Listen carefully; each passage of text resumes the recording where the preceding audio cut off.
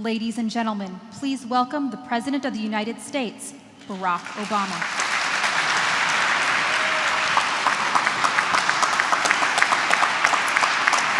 Thank you. Thank you so much. Thank you. Please have a seat. Thank you. Well, good morning, everybody. Thank you, Deputy Secretary Mayorkas, Judge Roberts, Director Rodriguez. Thank you to our archivist, David Ferreo, and everyone at the National Archives for hosting us here today in this spectacular setting, and to my fellow Americans, our newest Americans. I'm so excited. You are men and women from more than 25 countries, from Brazil to Uganda, from Iraq to the Philippines. You may come from teeming cities or rural villages. You don't look alike. You don't worship the same way. But here, surrounded by the very documents whose values bind us together as one people, you've raised your hand and sworn a sacred oath. I'm proud to be among the first to greet you as my fellow Americans. What a remarkable journey all of you have made. And as of today, your story is forever woven into the larger story of this nation. In the brief time that we have together, I want to share that story with you. Because even as you've put in the work required to become a citizen, you still have a demanding and rewarding task ahead of you, and that is the hard work of active citizenship. You have rights and you have responsibilities. And now you have to help us write the next great chapter in America's story. Just about every nation in the world, to some extent, admits immigrants. But there's something unique about America. We don't simply welcome new immigrants. We don't simply welcome new arrivals. We are born of immigrants. That is who we are. Immigration is our origin story. And for more than 2 centuries, it's remained at the core of our national character. It's our oldest tradition. It's who we are. It's part of what makes us exceptional. After all, unless your family is Native American, one of the first Americans, our families, all of our families, come from someplace else. The first refugees were the Pilgrims themselves, fleeing religious persecution, crossing the stormy Atlantic to reach a new world where they might live and pray freely. 8 signers of the Declaration of Independence were immigrants. And in those first decades after independence, English, German, and Scottish immigrants came over, huddled on creaky ships, seeking what Thomas Paine called asylum for the persecuted lovers of civil and religious liberty. Down through the decades, Irish Catholics fleeing hunger, Italians fleeing poverty, filled up our cities, rolled up their sleeves, built America. Chinese laborers jammed in steerage under the decks of steamships, making their way to California to build the Central Pacific Railroad that would transform the West and our nation. Wave after wave of men, women, and children from the Middle East and the Mediterranean, from Asia and Africa, poured into Ellis Island or Angel Island, their trunks bursting with their most cherished possessions, maybe a photograph of the family they left behind, a family Bible or Torah or Quran, a bag in one hand, maybe a child in the other, standing for hours in long lines. New York and cities across America were transformed into a sort of global fashion show. You had Dutch lace caps and North African fezzes, stodgy tweed suits, colorful Caribbean dresses. And perhaps, like some of you, these new arrivals might have had some moments of doubt, wondering if they had made a mistake in leaving everything and everyone they ever knew behind. Life in America was not always easy. It wasn't always easy for new immigrants. Certainly it wasn't easy for those of African heritage who had not come here voluntarily, and yet in their own way were immigrants themselves. There was discrimination and hardship and poverty. But like you, they no doubt found inspiration in all those who had come before them. And they were able to muster faith that here in America, they might build a better life and give their children something more. Just as so many have come here in search of a dream, others sought shelter from nightmares. Survivors of the Holocaust, Soviet refuseniks, refugees from Vietnam, Laos, Cambodia, Iraqis and Afghans fleeing war, Mexicans, Cubans, Iranians leaving behind deadly revolutions, Central American teenagers running from gang violence, the lost boys of Sudan escaping civil war. There are people like Philbert Florent Akwala from the Republic of Congo, who was granted asylum when his family was threatened by political violence. And today, Philbert is here, a proud American.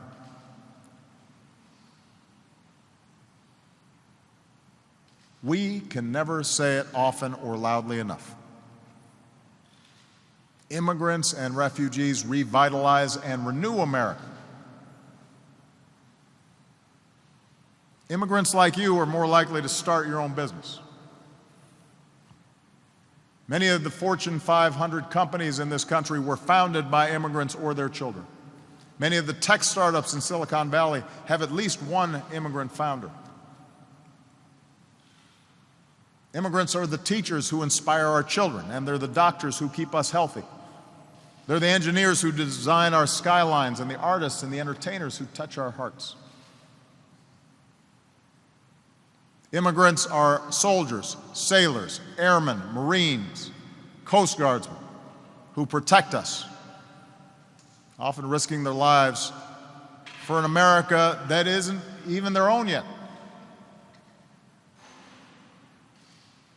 As an Iraqi, Mohammed Ibrahim al-Naib was the target of death threats for working with American forces. He stood by his American comrades and came to the U.S. as a refugee. And today we stand by him, and we are proud to welcome Mohammed as a citizen of the country that he already helped to defend. We celebrate this history, this heritage, as an immigrant nation.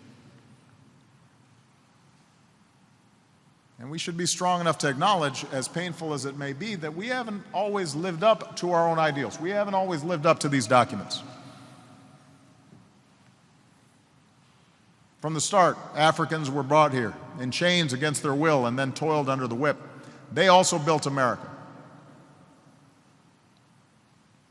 A century ago, New York City shops displayed those signs, "No Irish need apply." Catholics were targeted, their loyalty questioned. So much so that as recently as the 50s and 60s, when JFK had to run, he had to convince people that his allegiance wasn't primarily to the Pope. Chinese immigrants faced persecution and vicious stereotypes and were for a time even banned from entering America. During World War II, German and Italian residents were detained, and in one of the darkest chapters in our history, Japanese immigrants and even Japanese American citizens were forced from their homes and imprisoned in camps. We succumbed to fear.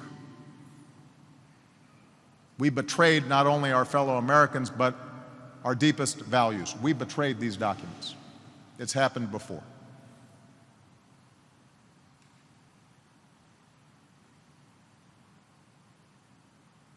And the biggest irony, of course, is that those who betrayed these values were themselves the children of immigrants. How quickly we forget. One generation passes, two generations passes, and suddenly we don't remember where we came from. And we suggest that somehow there is us and there is them, not remembering we used to be them.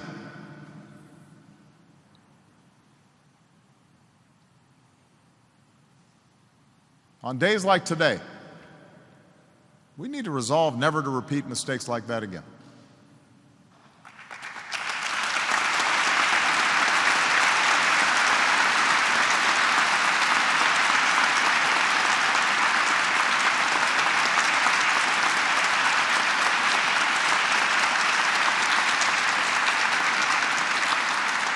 We must resolve to always speak out against hatred and bigotry in all of its forms, whether taunts against the child of an immigrant farm worker or threats against a Muslim shopkeeper. We are Americans.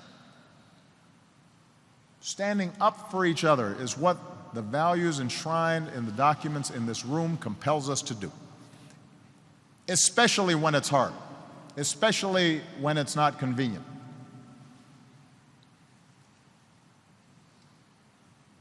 That's when it counts. That's when it matters. Not when things are easy, but when things are hard.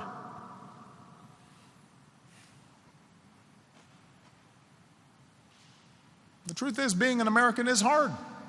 Being part of a democratic government is hard. Being a citizen is hard. It is a challenge. It's supposed to be. There's no respite from our ideals. All of us are called to live up to our expectations for ourselves, not just when it's convenient, but when it's inconvenient, when it's tough, when we're afraid. The tension throughout our history between welcoming or rejecting the stranger, it's about more than just immigration. It's about the meaning of America. What kind of country do we want to be? It's about the capacity of each generation to honor the creed as old as our founding, e pluribus unum, that out of many we are one.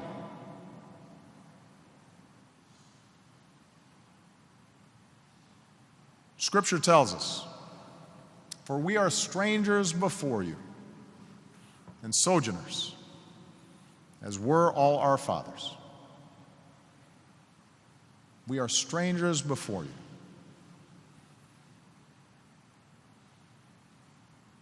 In the Mexican immigrant today, we see the Catholic immigrant of a century ago. In the Syrian seeking refuge today, we should see the Jewish refugee of World War II. In these new Americans, we see our own American stories.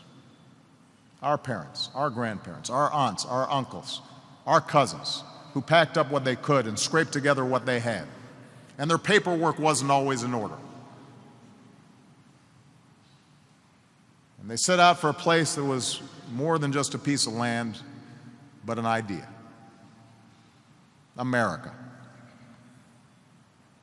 A place where we can be a part of something bigger.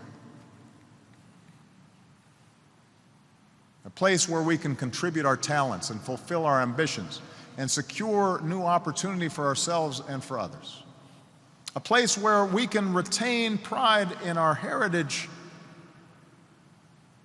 but where we recognize that we have a common creed, a loyalty to these documents, a loyalty to our democracy, where we can criticize our government, but understand that we love it. Where we agree to live together even when we don't agree with each other. Where we work through the democratic process and not through violence or sectarianism to resolve disputes. Where we live side by side as neighbors. And where our children know themselves to be a part of this nation. No longer strangers, but the bedrock of this nation, the essence of this nation. And that's why today is not the final step in your journey. More than 60 years ago, at a ceremony like this one, Senator John F. Kennedy said, "No form of government requires more of its citizens than does the American democracy."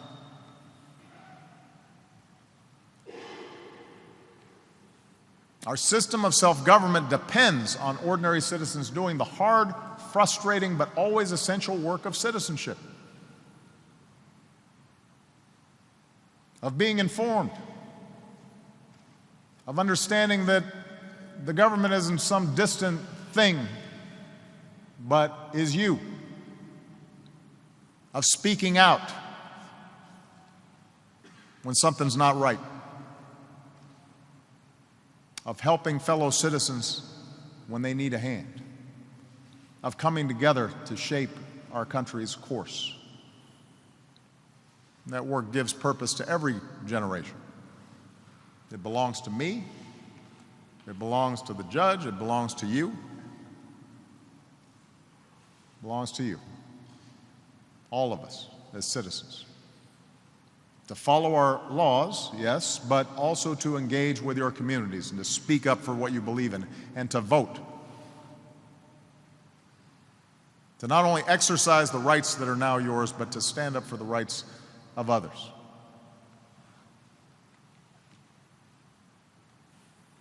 Birtukan Guduya is here from Ethiopia.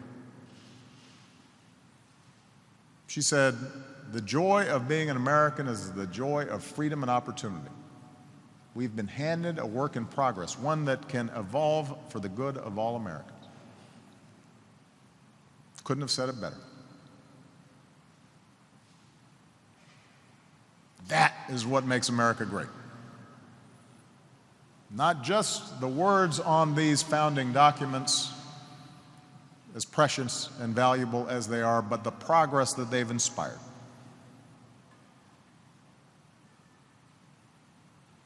If you ever wonder whether America is big enough to hold multitudes, strong enough to withstand the forces of change, brave enough to live up to our ideals even in times of trial, then look to the generations of ordinary citizens who have proven again and again that we are worthy of that.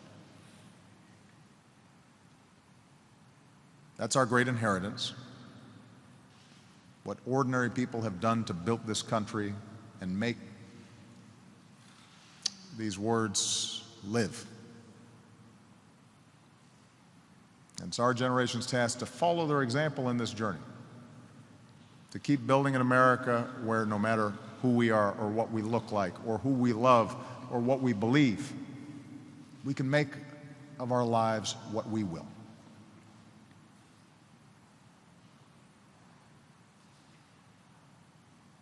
You will not and should not forget your history and your past. That adds to the richness of American life. But you are now American. You've got obligations as citizens. and I'm absolutely confident you will meet them. You'll set a good example for all of us, because you know how precious this thing is. It's not something to take for granted. It's something to cherish and to fight for. Thank you. May God bless you. May God bless the United States of America.